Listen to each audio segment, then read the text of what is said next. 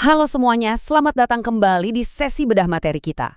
Pernah nggak sih kalian ngerasa aplikasi web data kalian tuh kelihatan kaku, datar, atau ya sekedar tumpukan teks dan grafik aja?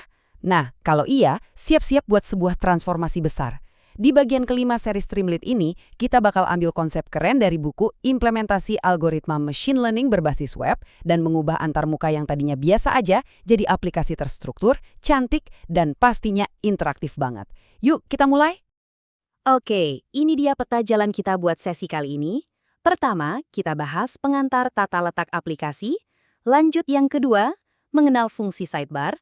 Ketiga, gimana sih cara ngebangun kolom bersebelahan? Dan terakhir, kita bakal eksplorasi elemen layout keren lainnya. Coba bayangin, kalian udah ngabisin waktu berjam-jam bikin model machine learning yang super canggih, tapi giliran ditampilin ke pengguna, hasilnya berantakan. Pengguna malah bingung. Tombol filternya di mana ya? Grafiknya yang mana? Ini tuh masalah klasik banget buat banyak pengembang.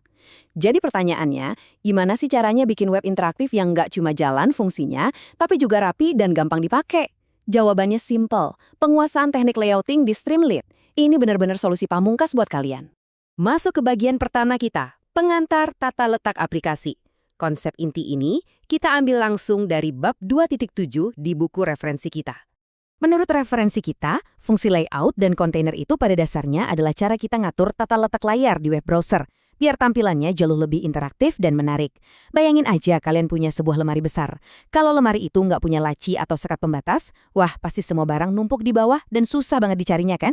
Nah, konsep tata letak di Streamlit ini kerjanya persis kayak laci-laci itu. Kalian bisa kumpulin elemen kontrol di satu laci khusus, terus nampilin visualisasi data di ruang pajangan utama. Hasilnya, semua tertata super rapi dan bersih. Lanjut ke bagian kedua, mengenal fungsi sidebar. Nah, coba deh perhatiin kode yang satu ini. Menarik banget loh gimana sintaks yang kelihatannya sederhana bisa ngasih dampak yang lumayan besar. Di baris pertama, pastinya kita punya hal yang wajib. Import library dengan perintah import streamlit SST. Terus, coba fokus ke baris ketiga dan ke-8. Buku referensi kita ngasih tahu kalau ada dua cara berbeda buat nulis kode sidebar ini. Di baris ketiga, kita pakai yang namanya notasi objek. Contohnya st.sidebar.selectbox. Sementara itu, di baris ke-8, kita pakai notasi with, yaitu with st.sidebar, yang terus diikuti sama blok elemen-elemen di bawahnya. Dan voila, lihat be hasil kodenya, fungsi tadi secara otomatis mindahin pilihan input pengguna kayak kotak pilihan buat nentuin algoritma, entah itu SVM, KNN, atau K-means, plus tombol radio buat milih tipe data tepat ke sisi kiri layar. Praktis banget kan? Ini otomatis bikin layar bagian tengah dan kanan jadi kanvas kosong yang luas, siap dipakai buat nampilin hasil analisis utama kalian. Bener-bener rapi. Intinya begini, kalian tuh punya fleksibilitas penuh. Kalau kita bandingin keduanya nih ya, notasi objek itu cocok banget, super praktis. Kalau kalian cuma mau nambahin satu elemen dengan cepat. Tapi kalau kalian mau masukin banyak elemen kontrol sekaligus ke dalam sidebar, nah notasi with itu jauh lebih rapi. Kenapa? Karena kalian nggak perlu repot-repot nulis estetik sidebar berulang-ulang kali. Dua-duanya adalah alat penyusun blok kode yang sangat bisa diandalkan buat project Python kalian. Oke, mari kita bangun blok pengetahuan kita lagi di bagian ketiga, membangun kolom bersebelahan. Sekarang perhatiin potongan kode yang ini. Di sini kita diarahkan buat pakai fungsi st.columns dengan angka 2 di dalamnya. Angka 2 di situ simple aja, artinya kita ngebagi layar utama jadi dua blok atau wadah paralel. Kita sebut aja mereka call 1 dan call 2. Nah, di wadah pertama, si call 1, kita masukin tabel yang isinya data acak. Terus di wadah kedua, call 2, pakai data yang sama, kita suruh Streamlit buat ngegambar sebuah grafik area pakai perintah st.area_chart. Pendekatan kayak gini bikin alur logika penempatan elemen aplikasi kita jadi terstruktur banget loh.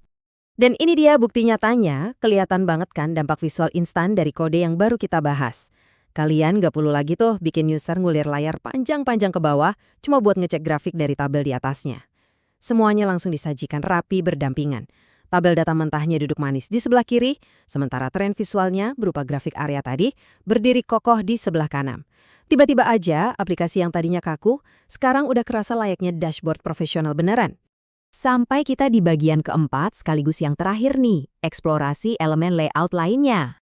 Di luar yang udah kita bahas, buku referensi kita juga ngasih 4 opsi tata letak tambahan yang nggak kalah powerful. Pertama ada Stream.tabs.